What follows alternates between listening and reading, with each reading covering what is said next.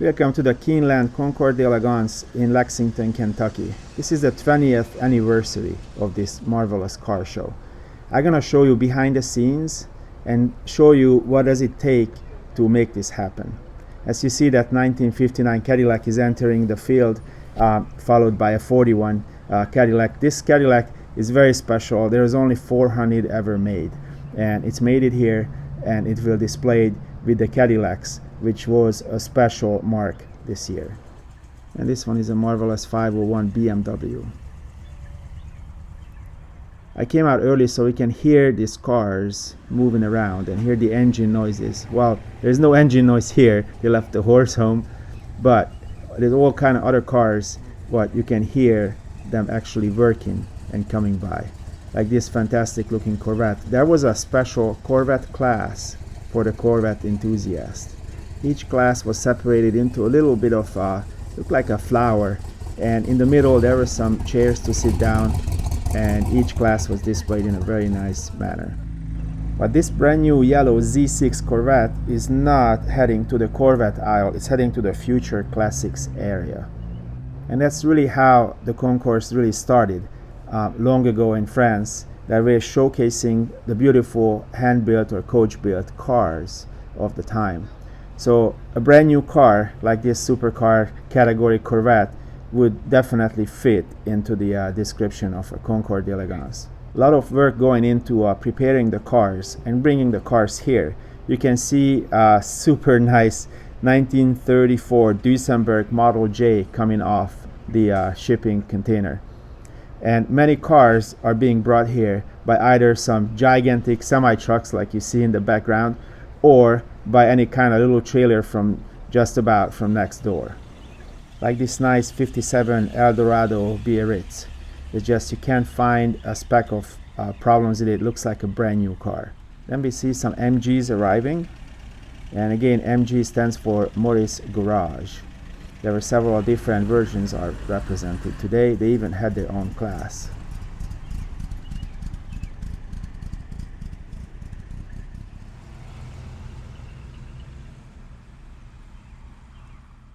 I wanted to show you behind the scenes. This is how the entrance arriving. They're all kind of different trailers or motorhomes towing the car behind them. This is a huge thing. It takes a lot of effort to make a car ready for this, to prepare the car, then bring the car here. It's a lot of fun, but also a lot of work. A lot of detailing goes into it. So when the judge is going to see the car, they actually see the best of your car, what you actually made at home. And there is a lot of effort and work goes in it, like I said. I always like to see how people bringing their nice classic cars. Like this nice 230 SL just came out, and here's this beautiful Cadillac just emerging from that enclosed trailer. I had to accelerate the video because it was like almost a minute and a half until this came out. What a beautiful car. Look at this. Just the perfect color, and a young lady is driving it, and then they just unhook that hook on the front and it's heading out to the show field.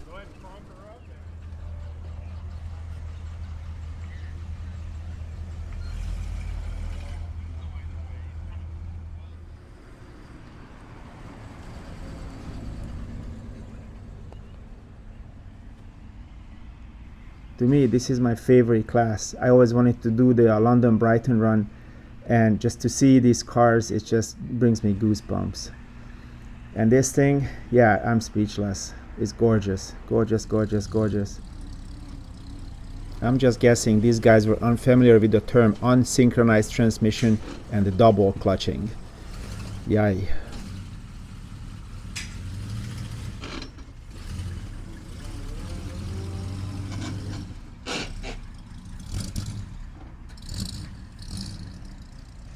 Hearing something or not hearing something is also an experience. Like this beautiful Rolls Royce, you just can't hear it pass. It's gorgeous.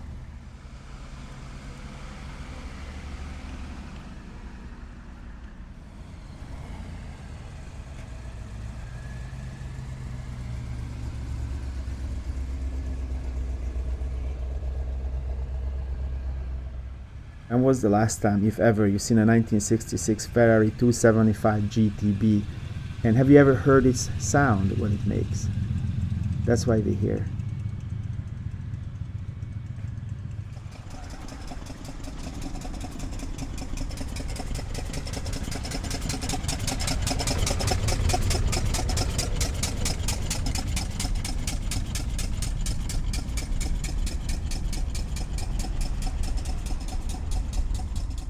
You can call the car just past a horseless carriage. At the other hand, this one would be a horsed carriage. Many of the same builders built these things than the early cars. Therefore, they had similar technology. And here comes this beautiful 57 Cadillac convertible driven by a very attractive young lady. It's really nice to see when a young lady is actually interested in old cars.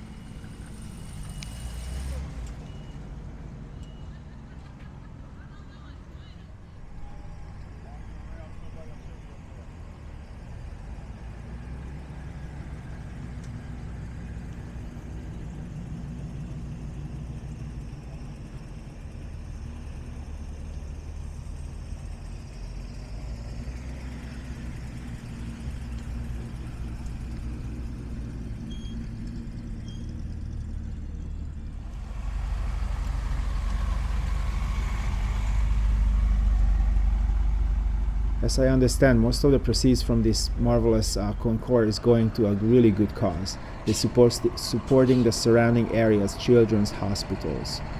So all the volunteers, and more specifically Tom Jones, who organizing this great show, they're helping the children's hospitals in the area. It's a really great cause.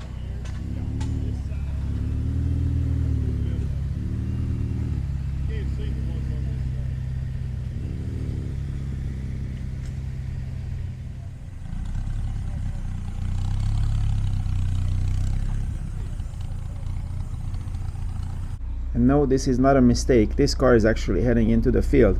It's going to be in the category of loud and furious. The organizers trying to involve younger people, and they want to see what can they do with the contemporary cars. So they're competing in a different class called loud and furious.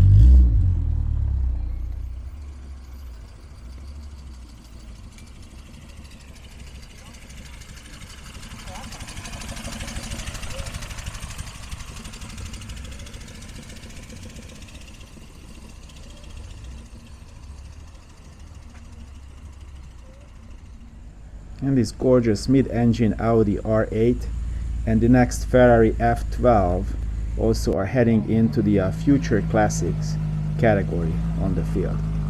We'll see how is that going to turn out, like 20, 40 50 years later, if they're still around, because they're going really fast. I hope they're gonna last as long as the older ones.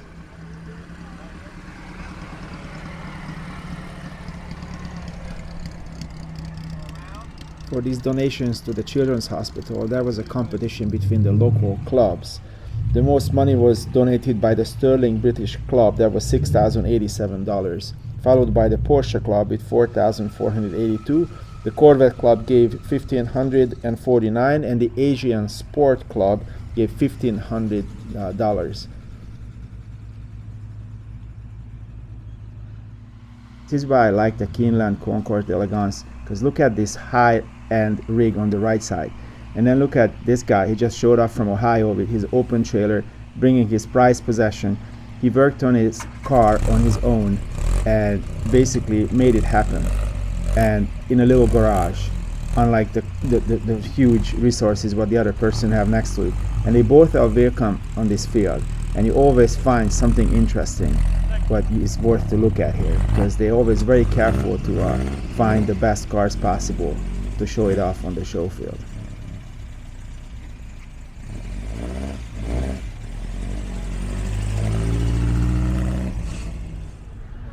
Porsche had a great presence here with all the club cars, and also here comes my Porsche. Actually, maybe it's gonna be mine, because they're gonna be a raffle. This is a raffle car. Hopefully I'm gonna win it because I had 2 tickets. Look at how beautiful that thing is. So here comes Dale Turek, and then he's gonna showcase the Porsche for you. My name is Dale Tork. I'm the chairman of the Raffle Committee for the 2023 Porsche that this afternoon someone will win. Raffle tickets are sold for $100 each, and we print 1,500. This is it. Good luck. Let's head over to the show field and look at some beautiful cars, like this one. It's a 1957 Oldsmobile Starfire 98. It has a 371 cubic inch rocket engine, which was developed for NASCAR. It also has factory AC and 3 2-barrel carburetors. This is incredible. Very nice car.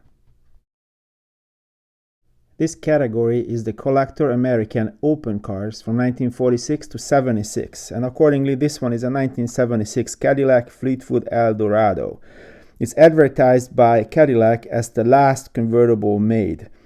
And there's not too many made, so it was really hard financially on Cadillac to make a small number of cars like this. It actually weighs 2.5 tons, has a 500 cubic inch engine, but only 215 horsepower. But it has a front wheel drive finally. So for American cars for a very long time, they did not use that technology, but there it is. And you're looking at a 1966 Impala Super Sport. It's the 4th generation Impala, and they sold over 1 million between 1965 and 1970. The Super Sport from those cars is kind of rarity. It has a 327 with a power glide transmission. And here's your Easter egg, a 1968 Ford T5. T5 was the internal code for Mustangs, but this car does not wear the badge Mustang. It was made in New Jersey, exported to Europe, where there were already a Mustang truck or something.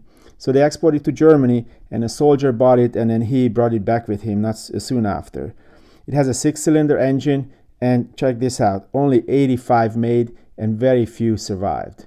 So this is, ladies and gentlemen, not a Mustang. Now we are in the Collector American category, the closed cars from 47 to 76. And we're looking at a 455 with 205 horsepower. This is a Buick from 76, all original. It has 58,000 miles in it.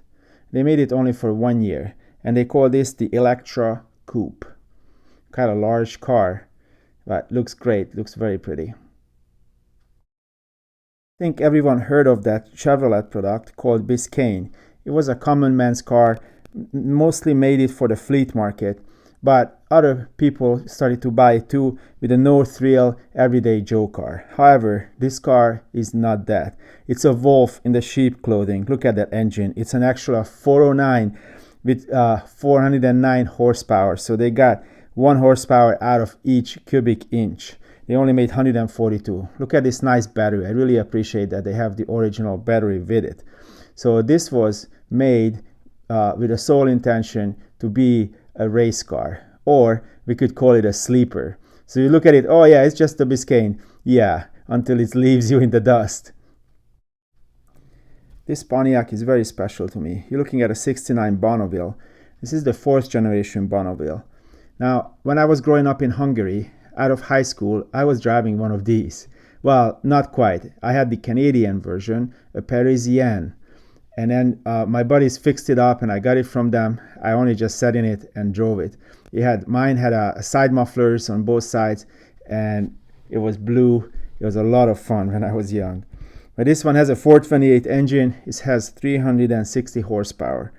And they made some upgrades in the inside. It was a very successful car. Look at that fender skirt too. I never had that fender skirt part. But it's a very good looking car, inside and out.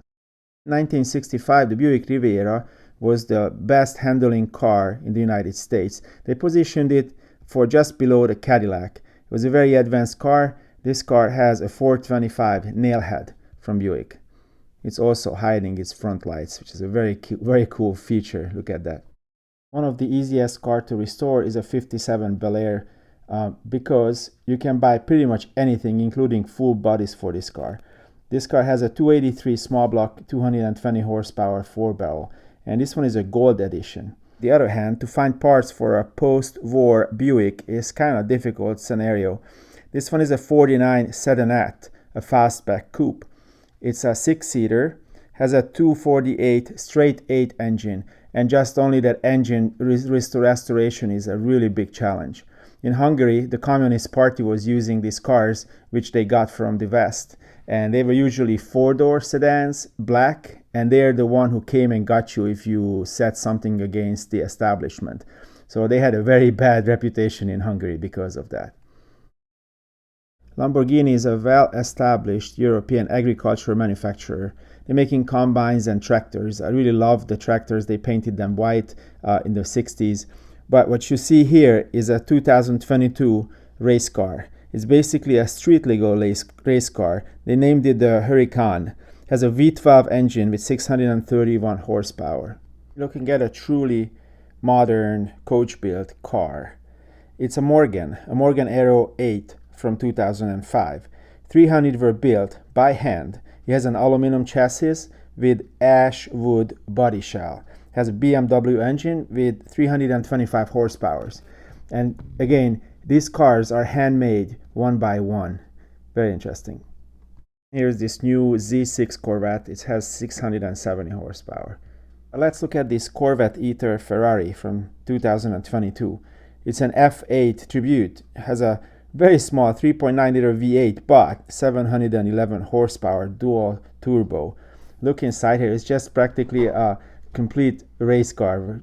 It just, to me, it's the pinnacle of car manufacturing. Although if I would have a Ferrari, probably I would have to have 2 of them if I want to use it every day because they tend to break all the time. It's got a Formula 1 gearbox as well and a very tiny little trunk on the front.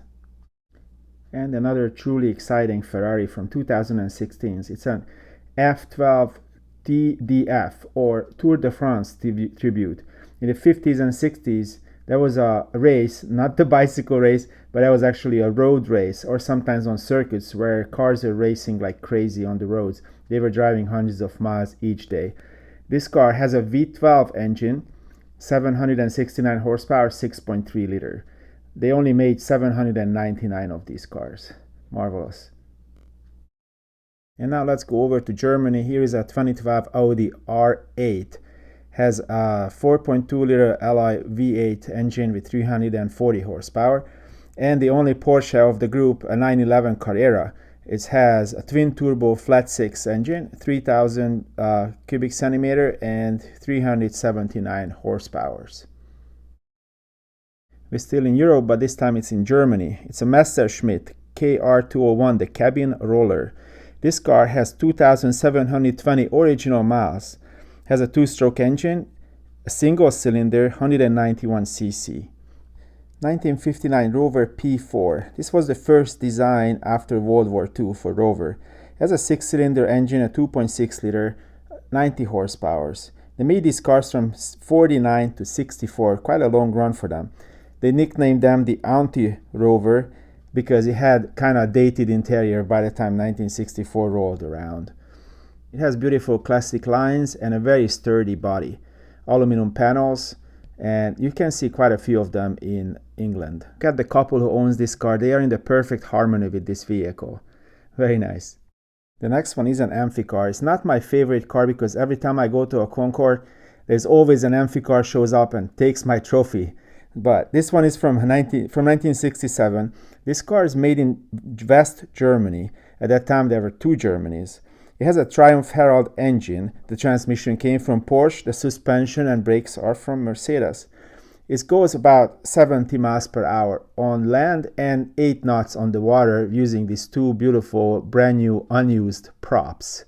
Love the license plate on it. And back to Italy. More specifically, looking at the license plate to Torino. This is a Da Tommaso Vallelunga with a Fiat taillight. Actually, the whole car have all kind of parts in it. It has a 1.5 liter 4-cylinder Kent engine from a Ford Cortina, making just about 100 horsepower. But it's a very rare car. They only made 53 of them. They built it or put it together in the Gia factory, which was more like a design studio. Dean Martin owned it, and unfortunately crashed it. The current owner spent 4 years restoring it into this condition, what you see here. Very, very pretty. Now is the total confusion gonna hit. This is an MG designed by Italians and put together by Americans. It's a 1953 MG Arnold Bertone coupe. Bertone used a pair of MG TD frames and they came up with this car. Only 103 made. This one is original with 2,500 miles on it. I had to ask my kids to identify this license plate, and they both of them just said it right away. It's from Liechtenstein. We just been there 2 years ago, or actually last summer. This is a 1967 Mercedes 230 SL. They nicknamed it the Pagoda because of all the windows. They have very large windows. Has a 6-cylinder engine. The M127 engine makes 148 horsepower. It's actually beat up a Ferrari 250 GT in Annamasse when they introduced this car. In Europe, we call this color the Tired Mouse Gray. To me, this one is a showstopper. What you're looking at here is a 1938 Adler Autobahnwagen. It has a 2,500cc 57 horsepower engine, which is a hell of a lot more than the contemporary Adlers used to have. I had an Adler from 1936, just 2 years before this car. It had a little tiny 4-cylinder engine with barely around 25 horsepower, maybe less, maybe 18 horsepower or so. But that car was a front-wheel drive. This car actually has an engine, transmission, and a rear-wheel drive. They made it to cruise on the Autobahn all day long. Very comfortably can go at least 70 miles an hour, I believe. Very aerodynamical. Not to be mistaken by the Chrysler Airflow. It has nothing to do with that. When they made this car new, it was, well, it's the product of the Nazi Germany. They usually used by high command or higher military personnel. And this one has a French license plate, which I'm not sure why, but I have a reason to believe that maybe because it was part of the occupation of France. It has a roof what comes off. You can actually open the top. It's like a sliding shiberak. I don't know how to say it in English. It's a roof what you can open just like on a Mercedes. But it's very interesting. When it was new, it was 5,750 Reichsmark. Now the excitement is over.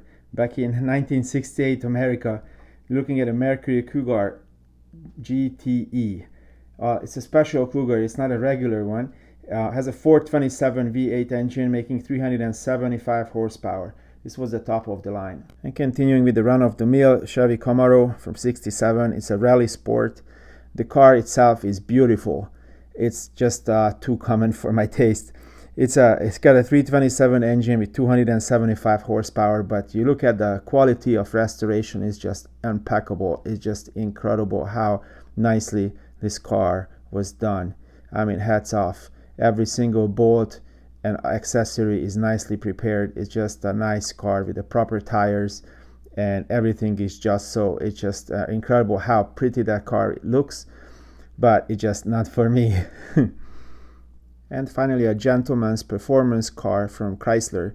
It's a 69 Plymouth GTX. The car has 71,000 original miles, has a 440 V8 Super Commando engine, sporting 375 horsepower. Of the period correct red line tires, although have a couple of grass stuck on it.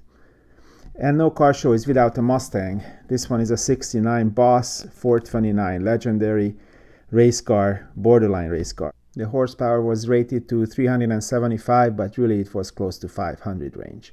Unfortunately, it started to rain and started to thunder really heavily. This is really bad timing on part of the rain. So we came inside. There was really nice exhibition of several artists here.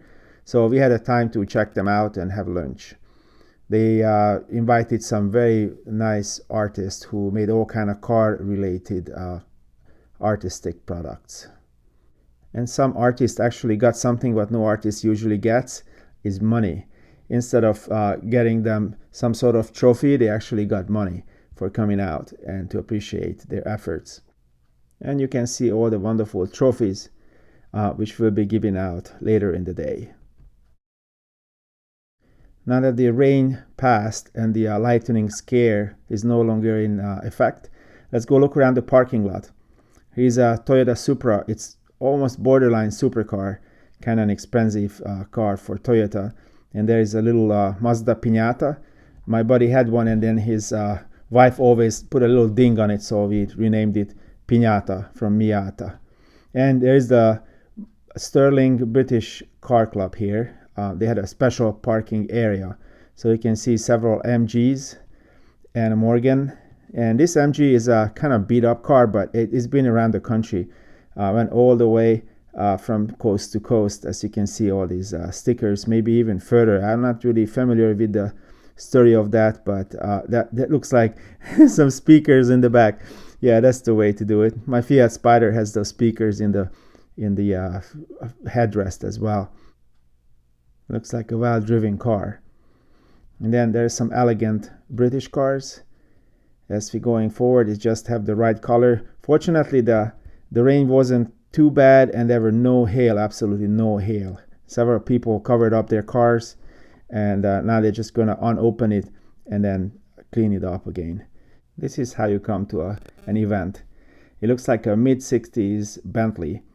But that's how. I wonder if you have a driver in there as well. Well, that would be fun. And then you can see a little Aston Martin and many other really nice cars. My sister drove one of these in Hungary for a while, and then she really enjoyed it. It was a fast car. And you can see other people are arriving and make it into the field. There's a little Mustang and again an Aston Martin. And you can see my little Mercedes 280 SL there, a Mini, and other cars as we're going forward. And a beautiful 1940 Ford. And looks like there is the V8 badge on it. I think Corvair was a good car. You can see several examples of here. I think that's a Monza, and that is like a convertible one. I think they were really good cars. They just had a bad rap. The first versions were maybe not all that good or not all that safe, but after that they worked out the kinks, and it was really unjust what happened to it. And here's the latest offering from Chevrolet, a very nice SUV. I had the privilege of driving my friend's mom's car, and it was somewhat similar vintage, and it was crazy how exact that steering is in that car. Being a big dinosaur, it was just a very easy drive-in. You can see the Corvairs, of course. If you don't know, it's a engine is in the back, so it's a tail engine, air-cooled 6-cylinder horizontally opposed engine, a cribbed Chevrolet, kind of rarity nowadays. And then we go over to Japan here. This car had a Wankel engine, and then the next one is also a little Zoom Zoom. It's a coupe. We call them the Zoom Zoom. It's a Mazda.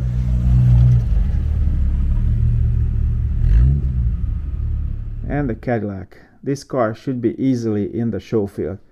It's very beautiful, like space age. It's just smelled like a new car inside. You can just smell the leather inside. It was very nicely done. Very interesting car. Might not be totally original on the inside, but it was a super nice car. Thank you for showing it to me. There's the owner. And as we're moving forward, there are several Jeeps and Land Rovers. That's a Land Cruiser, I guess. Maybe. No, it's some sort of Toyota. And then we have the Model A Club came out, and then had some cars parked here next to each other. Unfortunately, it was raining again, so all the owners were hiding. Like these guys are sitting next to that Jeep, and they're very happy. And they were talking to me. Look at that ass on the front. Yeah, with the light, the actual eyes light lit up, just like in Denver, that huge Bronco statue has actually killed the guy who made it. And then of course the Mustang. It's basically looked like a car show here with that Corvette and the T-Bird. Yeah, for a while I was really excited about those T-Birds, but for some reason not anymore. There is an F100, a GMC, and just like on any other car show, you can see some shoebox Fords. They had two different engines. They all had the flathead V8s. Some of the early versions where the distributor is basically under the water pump, or the newer versions where they have like sticking out on the side of the engine. I had the pleasure of working on those for a while. And then you can look at the backs. That's the staple of the shoebox Ford. A lot of customizers prefer these cars today. And you can see the cars are still arriving. And this thing here, what do you think that is? It's actually a Piaggio, a Vespa by Piaggio. And you can see all kind of other very nice cars coming in despite the rain. I didn't want it to drive any nice cars because I don't want to drive them in the rain. But here's a Speedster. That's a Model A Speedster. The owner built it, and according to him, he's having a lot of fun with it. He's saying that he had many other cars, but he made the seats. His friend upholstered them, and they look spot on. I really like seeing this car. Looks like has some period correct rope on it just in case it breaks down, and the number 5 on the radiator grill. Yeah, that's how it was back then. And you can see the rope in the front just in case you need to tow it somewhere. But this is a real authentic looking race car. Look at that fire extinguisher. The Porsche Club came out. They're well represented here with all kind of cars. They're a very active bunch. They always go somewhere or do something. They're not just having these cars in their garages. Some of them actually drive them as a daily driver. So I've seen some of these cars, like this really nice one with the fin on the back, in Emden, Germany. When I was bringing my Trabants and other cars back to the US, I parked them next to the brand new Porsches and Audis in Emden, Germany, when they were going on the Volkswagen boat. So I've seen some really nice examples there for European delivery. This 912 was the only real old Porsche today what I seen. I'm not sure if I would have driven that car out here in the rain, but he's here on the grass, and I guess he's looking at all the other cars. And here's this little car. That is a Vespa, or actually a Piaggio was the manufacturer, and then the brand was Vespa. And actually, I think they imported them into the US. That was the only car, the Vespa 400, what they made in a car form. Otherwise, they all had just motorcycles. The owner was right here, and then he was opened the suicide door for me so we can look inside. It actually has more space than my SL Mercedes in the back. And there is the basic dash. And on the back, what else would it have? It has a Vespa engine in it. Yeah, look at that. There's not much to it. And it's actually have a mixer on the right side where you mix the oil, so you can crank it and mix the oil with the fuel together because it's a 2-stroke engine. I would be scared of that, but I like to premix my 2-stroke fuel for my 2-stroke cars. Let's head back over the field and look at all these MGs. This one is a 1932 M type. It's a bobtail roadster made out of metal. Not all M types were metal bodied. Interestingly, it has a very tiny engine, 847cc via overhead cam engine, which was run by gears. It made 26 horsepower and only had 2 main bearings on it. At first glance, this looks like a regular 1959 MGA, but it is not. It is a twin cam MGA. It has 108 horsepower with a 1588cc engine. It has a light alloy head and Dunlop disc brakes all around.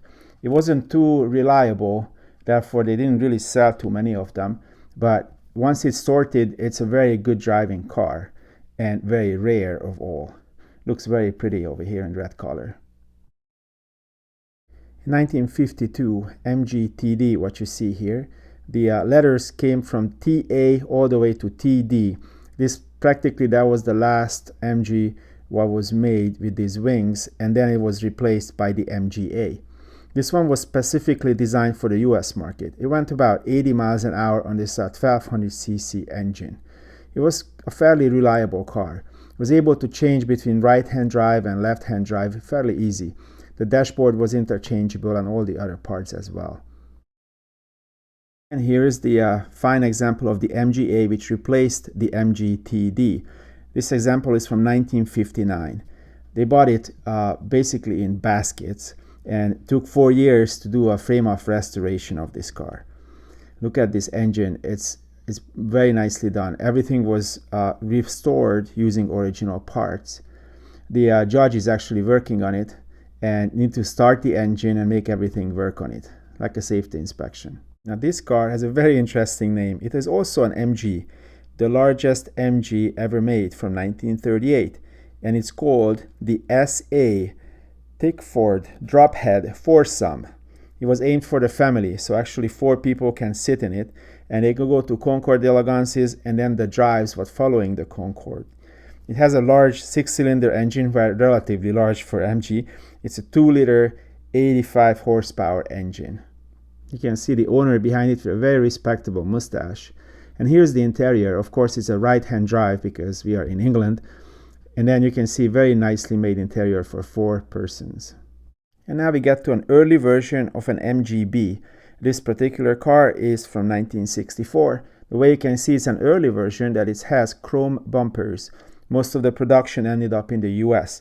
They made more than 500,000 cars throughout the 18 years they were making it. It has a 1.8-liter 4-cylinder 95 horsepower engine. The later models, they had to have those plastic bumpers what the US mandated for all their cars coming in. With a quick jump, we are back into the US, starting with this 59 Cadillac Series 62 Coupe. It's definitely representing the jet age. These fins were inspired by the Lockheed P-38 Lightning airplane. This car has a 390 engine and sporting 325 horsepower. What a beautiful piece. In 1957, Cadillac fins weren't as big as they later on in 59. This is a Series 62 convertible. This was the final year for Cadillac with the single headlights, but also the first year where he was able to order factory air option with it. This car was sold new in Huntsville, Alabama, and that's where it stayed all of its life. It has a 365 cubic inch engine and 300 horsepower. It was a beautiful car when it was new, and right now it still looks like a new car to me. Gorgeous. I can see myself cruising down in the sunset with the top open. And while we're talking about the top open, here's a 2006 XLR Cadillac. It was a luxury sports car built in the Corvette plant in Bowling Green, Kentucky. It has a 4.8 North Star engine, 8-cylinder, 443 horsepower.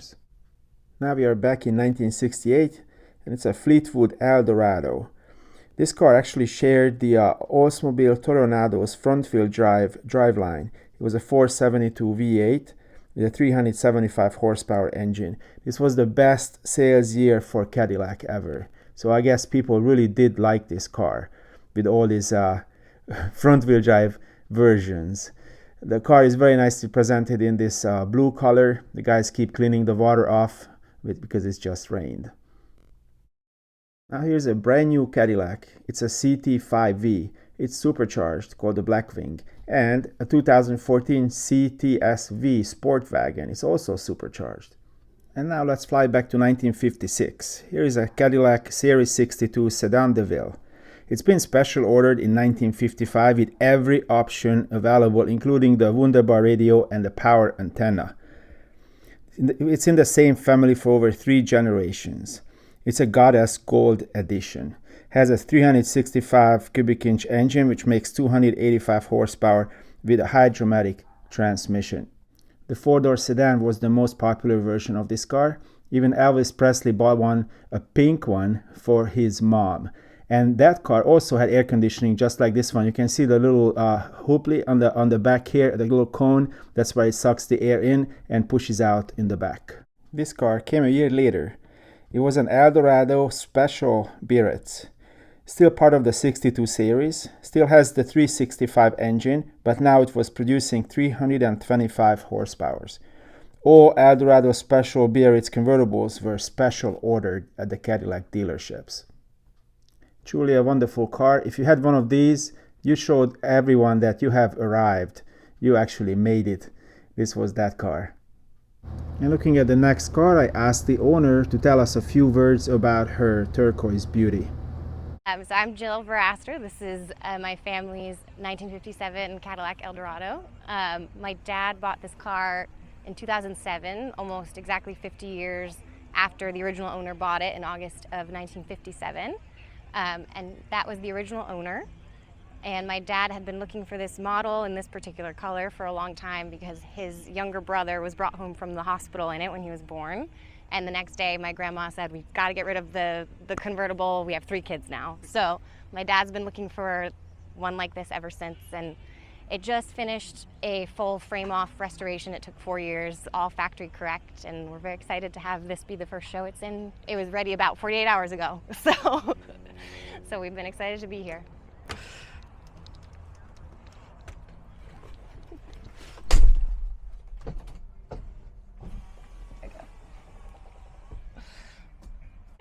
Smells and feels like a brand new car. What a nice story. Well, let's go over to the Cadillacs, the 1948 and prior. So you can see a bunch of kids around this 1912 Cadillac, and they are learning how to be a judge. And the owner is talking about his car and saying all the details, what you should know about. Here's a non-skid tire, very interestingly. That's a good question. Not many. The front of it has linoleum floor, the back has a carpeted floor. In the front, you can peek in if you want on the left-hand side, there's a gas gauge. And there's a little window.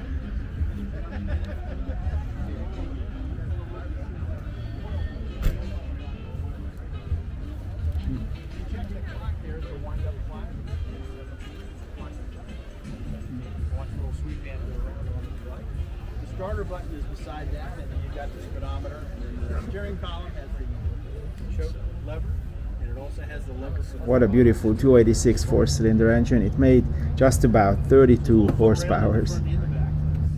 This is my 5th year as the Junior Judge Volunteer Coordinator, and we have a great group of kids ranging from ages 8 to 18 that get together for a training session prior to the actual car show. We let them work together to pick the actual cars that they're going to judge, and we actually use the real scoring sheets. So we do a training seminar to show how the main judges pull deductions off of a point system, and it gets the kids thinking about looking at a car versus actually seeing a car, understanding a car, and we then add to it the beauty of the cars that really talk to them. So between the junior judges and the Children's Choice, it's just capturing the car through the kids' eyes and helping build their confidence in classic restorations and car driving. I like to appreciate Carrie's work, and it's always nice to see kids getting involved in our hobby. Maybe that will plant a little seed. But this one is a 1931 Cadillac Series 355 Sport Patheon. This is a V8 example. That year they also offered these cars in 12 cylinders and 16 cylinders as well. This is incredible, thinking that it was the middle of the Great Depression. Cadillac was able to survive because of General Motors diversity, and they found their spot. They were really nice and good cars. They put a 353 engine in this. It was a 90-degree L-head V8, which made 95 horsepower. We're just getting out of the rain, so it's time to clean. And another GM brand, a LaSalle, a Series 50 Coupe from 1939. It's actually a coupe convertible. If you haven't heard about LaSalle, it was introduced in 1927, then later on it's joined General Motors between Buick and Cadillac. Consequently, this car actually has a 322 Cadillac engine which made 125 horsepower. It was a very good car and dependable car, was able to do up to 125 miles an hour. This beautiful waterfall grill was very popular in the late 30s, early 40s. You can see how long that is, but very narrow. This next car is a 1937 Cadillac Fleetwood Model 85 Town Sedan. As the Art Deco badge was showing, it is a 12-cylinder edition. Cadillac was offering cars in that time period by 8, 12, or 16-cylinder options. This was the final year for the V12 engine. Look at how lavish that interior is. Can you imagine getting picked up in one of these at the airport or at the train station and taken down to the hotel? It had a suicide door configuration on the back and a regular door on the front. This was a record sales year for Cadillac. They sold over 46,000 cars in 1937. And this car is very special. There is only 2 known to exist, and this is one of them. Now you can see the engine. It's a 368 with dual carburetors. They made about 80 of these cars when they were new. Look at this engine. It's like an art on its own. In 1941, this Cadillac Series 75 Fleetwood limousine was the flagship car for Cadillac. It was built on a long wheelbase by hand, so it definitely was a coach-built car. They put a 346 L-head V8 in it, and it was a 7-liter engine. Produced 150 horsepower. This car was a barn find in 1972, and then it sat for 44 more years in storage until it undergone a 3 years restoration, and it was completed in 2019. It's a very lavish interior. It looks like you can roll up that window between the driver and the back, and it's truly a magnificent car. I'm not sure if I like to drive it every day to the grocery store, but it really is a beautiful car. Now this car has a very interesting arrangement. It's a 1941 Series 62 convertible sedan. That means it has 4 doors. For Cadillac, 1941 was a really good year. They reached record sales.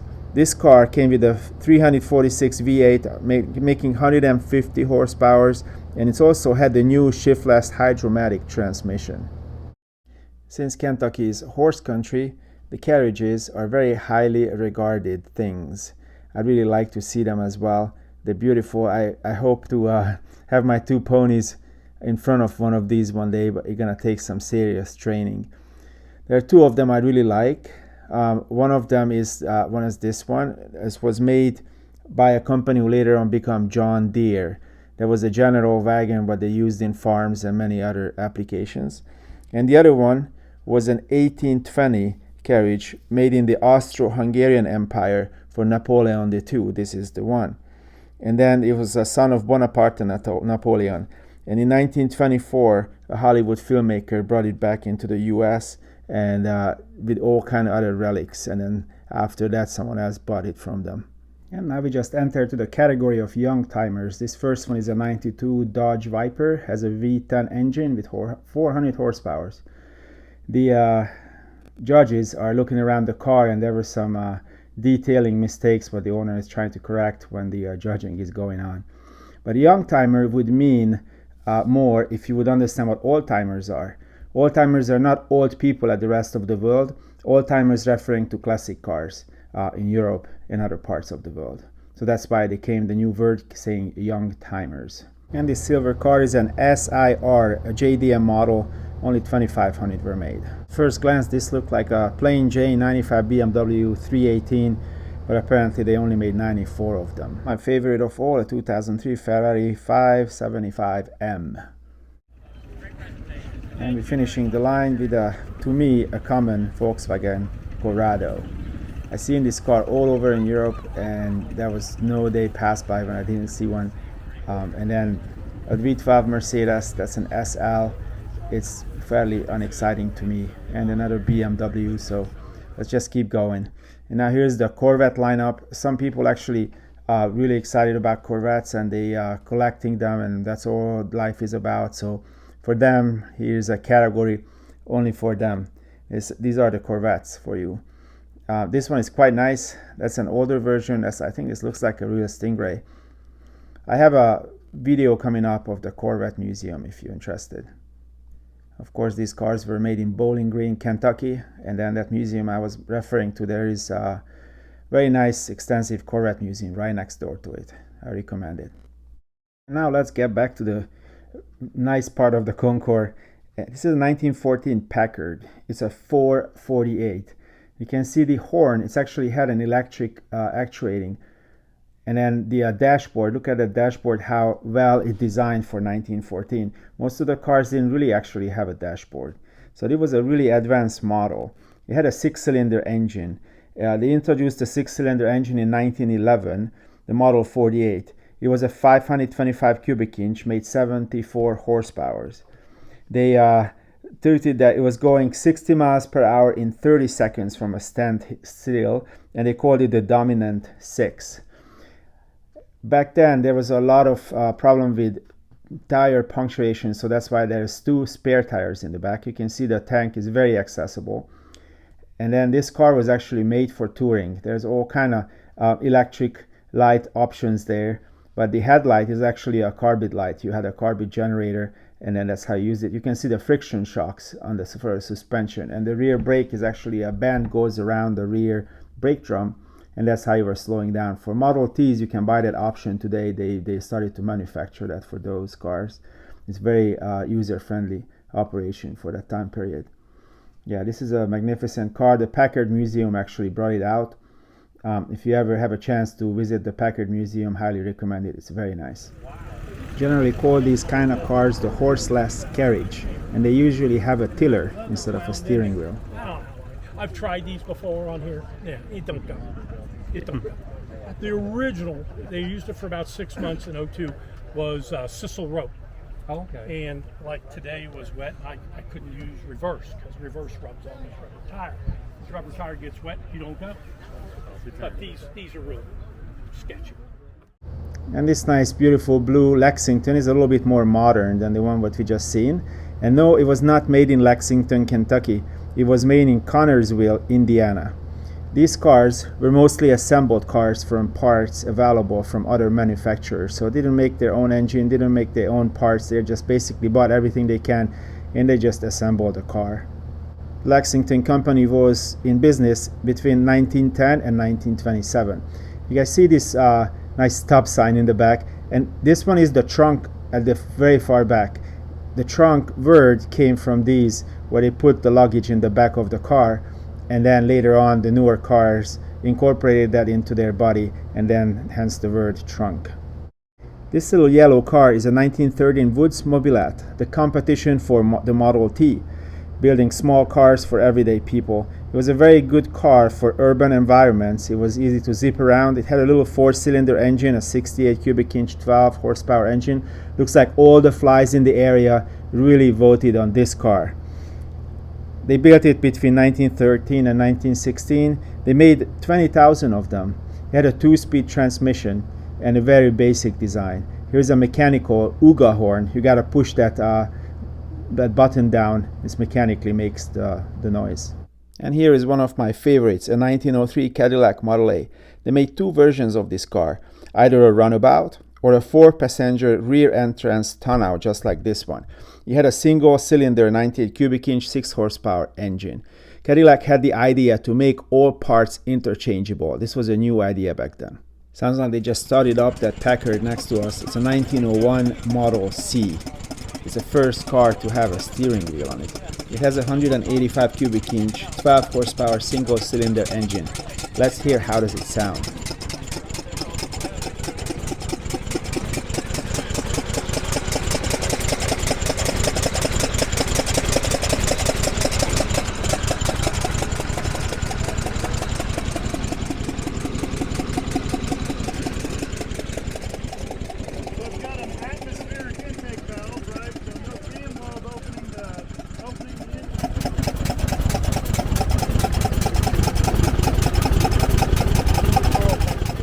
Looking at these early cars, more like horseless carriages, like this 1903 Cadillac Model A, I like to talk to you guys about the London-Brighton run. You only can enter on that classic car run with a pre-1905 car. They usually get about 450 cars. They run 60 miles from London to Brighton. Not all of them making it. But they're commemorating the 1896 rules for Locomotives on Highways Act, where they raised the speed limit for 4 miles to 14 miles per hour, and they removed the limitation where a person, most of the time a little kid, would have to run in front of one of these with a red flag to warn the population that there is a light locomotive is coming, aka a car is coming. As I understand, they continuously held this run since 1927, except when London was bombed and the fuel was rationed. But it's an ongoing rally for a very, very long time. So I really like to buy one of these cars, maybe fix them up, and then participate in this run. It sounds like a great fun. They always held it at the worst time possible. It's either raining or snowing or both. So that's England for you. And most of the cars are open, so people are dressing up in period correct fur coats and really bundle up because it's a cold place at that time of the year. Now this one is a 1933 Marmon 16. We are super lucky that the hoods are open. On a Concours, you usually don't have the hoods open, but why would you hide this magnificent V16 engine? It has 496 cubic inch, has 200 horsepower, and it was able to do 100 miles per hour. Can you imagine going 100 miles per hour? Even with a new car, 100 miles per hour is not a slow speed. And this thing did it in 1933. Here's the trunk we talked about. It actually has a trunk cover, which makes it very interesting. The Marmon company was operating between 1902 and 1933. Unfortunately, the Great Depression took this company as well. It was not made for the poor people. Look inside how big that is. Never mind the stuff in the back seat, but it's a gorgeous car. Let's look at that engine again. I just can't believe it. 16 cylinders. Even on the hubcap, you can see that. And here it is. What a gorgeous engine. That's a marvel of engineering. Incredible. And look how clean that engine is. You can't see too many wires and hoses and pipes or anything. Now we're looking at a magnificent 1939 Rolls-Royce tank car. It has a really surprisingly long hood, beautiful paint job. The couple brought this up from Florida for our viewing pleasure, and it just looks great. Can you imagine getting picked up? It's a royal decal on the side. Of course, the driver is separated from the lords in the back with that window, and look how comfy this place looks. And also the driver have a removable top, so you can remove that part so the driver would hear all the noises and hustle and bustle of the town. It also has a trafficator on the back, that arm what pops out from the rear pillar, and looks like it has a built-in trunk, so actually it's already part of the body. You don't have to have that big box on the back. You can see the trafficator here. That little arm pops out and glowing in orange. And a nice Firestone tire on it. I'm not sure they sold it in England, but it's a really, really nice car. This next car was intended for a gentleman who would like to leave the wife home and just go to the golf course or to the country club. This is a 1932 Lincoln Model KB Judkins Coupe. Has a very sporty V12 L-head engine with 150 horsepower. And look, this is where you can put your golf clubs in. The little side door on it. And you can just slide the golf clubs right behind your seat. It has a huge back part and of course a trunk. I'm not sure what the trunk for, because you're only going to the golf course, so you don't really need too many things, and your golf clubs are already in the car. But there was only 9 made, and this car can go up to 85 miles per hour. Imagine that. In 1922, Williams Lyons founded the Swallow Sidecar Company, and they sold cars under the SS name brand. This car is from 1935. It's called the SS1 Airline Saloon. In 1945, they changed the name to Jaguar for obvious reasons. It has a 6-cylinder 2,600 cc engine which produces 70 horsepower. I think this car is one of the most beautiful cars on the field today. This is a 1935 Cadillac Model 452D Series 60 stationary coupe. They only made 2 stationary coupes, and only this one, the sole survivor. They introduced this car in the New York Auto Show right after Wall Street crashed, so there was not too many people wanting to buy it. It had a V16 OHV engine developing 185 horsepower. In 1938, Lincoln had 2 different offerings. A very common Zephyr They made almost 20,000 of that, and also had a V12 engine in the Zephyr. And then the K cars. This one was actually on a frame, and it was coach built, and they only made 414 of them. This is a Lincoln K convertible sedan by Le Baron. They are the one who made the body for it. The Lincoln V12 engine only has one enemy, the overheating. Looking at these cars, the question came up, what is a classic car by definition? In the United States, the Classic Car Club of America makes a list. Basically, not all cars are making that list. For example, my Model T is not a classic car, nor my 56 Buick wagon. A classic car is a fine or a distinctive automobile made between 1915 and 1948. Usually a high-priced top-end vehicle, not a mass-produced vehicle. For example, look at this beautiful 1929 Nash Standard 6. They only made 1,200 of these. It has a nice 6-cylinder engine with 50 horsepower. It's a deluxe sedan, but this one is not a classic car. Some Nashes are, but this Nash, it is not. It's maybe you can call it a vintage car or an old car, but not in the traditional sense. It's not a classic car because it's not something what the Classic Car Club of America decided that it would be something special. This is the first car bearing the Chrysler name. It debuted in 1924 in the New York Auto Show. Chrysler wanted to make a better car than a rickety Model T, but wanted to make it cheaper than Buick or Cadillac. And they really succeeded. It's a very desirable, usable old car. Looks like very comfortable, have a lot of space and a beautiful wooden steering wheel as well. Henry Ford was convinced that there are no better car than a Model T. And I kind of bias. I have two of them. I have to agree with him. In 1927, he closed the factory down for a whole year to retool for the new car, the Model A. Throughout that year, you couldn't buy any other car at that time. This Model A is from 29. It's called a four-door sedan. Murray and Bridge made the bodies for it. It has a 4-cylinder engine with 200 cubic inch inline 4 with 40 horsepower. They made it between 1928 and 1931, and it's a lot more user-friendly car than a Model T. A very uncommon Chrysler from 1930, a Model 70 Royale Coupe.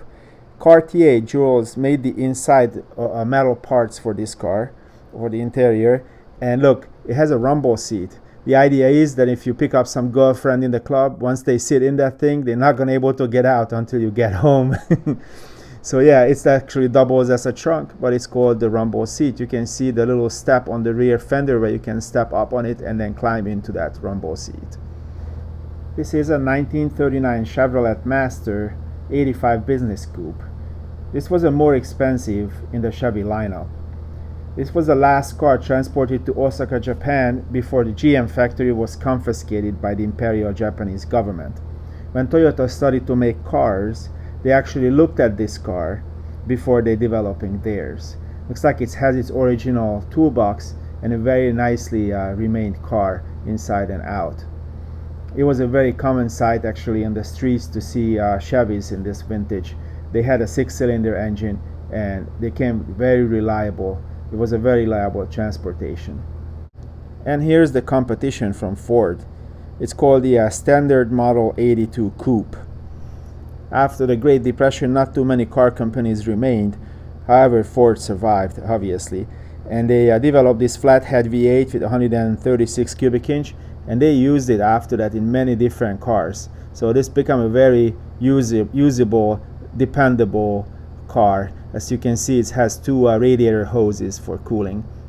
Looks like the air conditioning is turned on. I call this little crack on the windshield the air conditioning. It's actually very usable. It helps a lot when you drive. Now this car is a full classic. It's a Duesenberg from 1934. It's a Model J convertible sedan. When they made this car, they wanted to make the greatest American car ever produced. This engine is incredibly advanced 8-cylinder engine. It has dual overhead cams, has 32 valves, and developed 265 horsepower. This car is not exactly original. It didn't come with this body.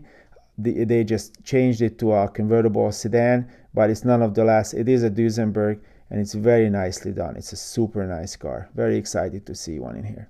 Now this car should have its own category. It's a 1966 Ferrari 275 GTB.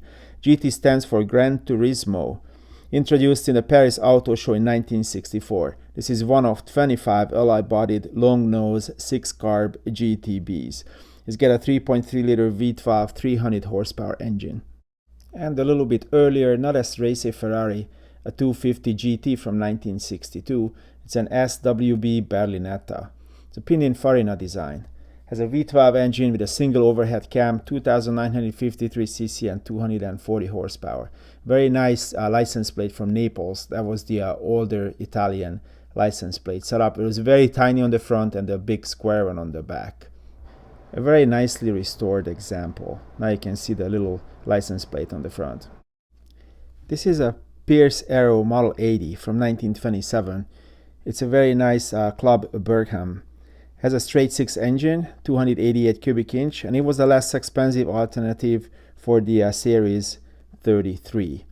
You can recognize the Pierce arrows from these very advanced, streamlined front headlights. It also has the original toolbox and the jack, which is very, very rare to actually have remained with the car. It looks very nice inside, super nice steering wheel, and very lavish interior. It really is a super nice car, a leftover car. Look at that hat on the back seat and all those blinds on the side. It was truly a nice car. I wonder who was able to buy it when it was new, and then who were sitting in it and who were driving it back in the day. And yes, that little razor blade looking thing, that's the windshield wiper, and it's electric. I can't believe it. On the Model T it was manual, and here are these lights I was talking about. This is the staple of a Pierce Arrow. If you ever see a light like this, that is a Pierce Arrow. It's very interesting. And you can find their sign on the top of the radiator cap. And tell me if you know somebody who doesn't like the Back to the Future movies. I love them. This thing is just incredible to see in real life. When they were writing the movie, first they wanted to use a Frigidaire for time travel, but then they realized that if kids gonna climb into the fridge and die, then it's not a good idea. So they decided to use this DeLorean. It was a futuristic looking anyway. Here's the fusion generator with the appropriate trash for it to power and make the 1.21 gigawatt electricity, so it can propel you into the future. The engine was a 2.8 liter V6 Peugeot Renault Volvo design. It was not exactly reliable, as we see it in the movie. That was probably a very true statement when Marty had to hit the dash to actually make the car go. The car was made in Ireland, and here's the flux capacitor. If you haven't seen the movie, I just don't know what to tell you. And a hoverboard. That was a great thing. Some people were trying to make hoverboards nowadays, and the almanac, that's just so nicely presented. Just incredible. As I understand, DeLorean was trying to find money to run the factory, and he got conned by the US government or the CIA, and then he got persecuted for it. So there's some show on Netflix or some other places where you can see what was the real story behind this. But yeah, this car was made in Ireland, and it became famous by the movie. Guess what? You can still buy a brand new DeLorean. They're making it down in Houston from leftover parts. And now let's look at fire trucks. This year, the Concours invited Mark was Cadillac and fire trucks. This one is a 1965 Maxim. Maxim was a fire chief who decided to make a better fire truck than their recent purchase. Starting in 1920, they made over 3,000 fire trucks before closing down in 1989. This piece was built for the Lexington Fire Department. It was repowered in 1973 with a Detroit Diesel 671 with a blower. Look at this nice siren. It's a centrifugal siren on the front, and a very nice nose piece. This truck looks new, just like when it came out from the factory in 1965. This next truck is a convertible. It's a 1948 Seagrave. It has a V12 engine, 903 cubic inch engine. It has a very nice setup for parades and funerals and weddings, apparently. It has a nice long wooden ladder on it, and it has a couple of missing pieces, but looks like it's a well-used truck, and they use it for whatever they needed to use it for. Being an open configuration must be really nice for parades or going to schools or do some fire prevention training or something like this. But these trucks actually came with a roof. You're supposed to be able to have like a collapsible canvas top, what you could put over instead of this blue tarp what they throw over it because it's raining. But look at this very impressive cockpit. The way you look outside, it's just like driving one of those 1930s cars, but in a larger scale. There's a massive siren on the side and a really interesting red light next to the hood ornament on it. It's a very, very good looking truck. I might be a little bit biased, but to me, this is my favorite truck from all. This is a 1982 American La France. As you see it on the door, it's from the North Middletown Volunteer Fire Department. Of course, it's in Kentucky. If you see the engine, it's a 671 blown Detroit diesel. So basically 6-cylinder with 71 cubic inch for each pistons. I knew this because I have two of these in my buses. I got two Greyhound buses from the 50s, and they have the same kind of engine. Originally, this truck was delivered to the Paris Fire Department, and it served as engine 2 until 2005, when the North Middletown Volunteer Fire Department bought it. And the volunteers, on their own time, fixed this truck up. They painted it the way it looks really nicely. And then this truck is still in service. I can't believe it. So if somebody in the North Middletown area catches on fire, this vintage truck will come out and take care of you.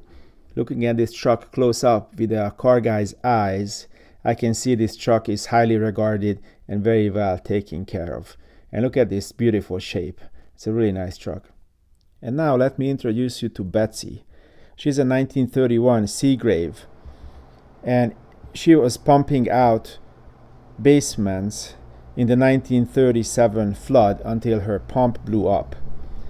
Not too long ago, they very lovingly restored it, so now she's only doing duties such as parties and parades and maybe funerals and all kind of activities what you can do with a vintage fire truck.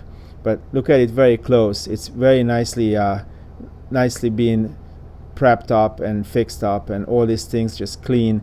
Everything is nicely restored on it. It's the pride possession of the St. Matthews Fire and EMS Service.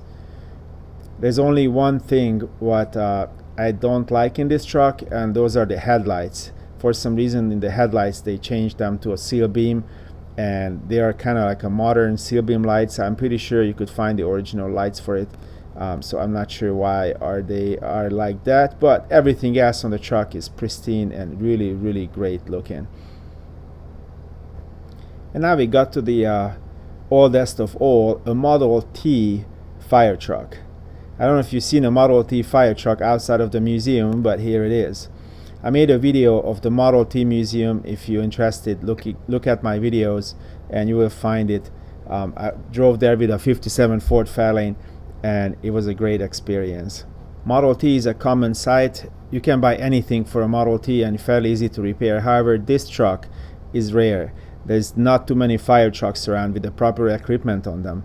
It's also, this car does not have a starter. More modern Model Ts had a starter, so it's kind of challenging to get it running and then keep it running. So you can see the coil box there, the black box there. It's very nicely prepared. It's a very good looking Model T. You can see all the pumps here. Somehow there's an auxiliary drive with a big chain and make these 3-cylinder pumps going and pumping the water around. I'm pretty sure this was an advanced equipment back in the 20s.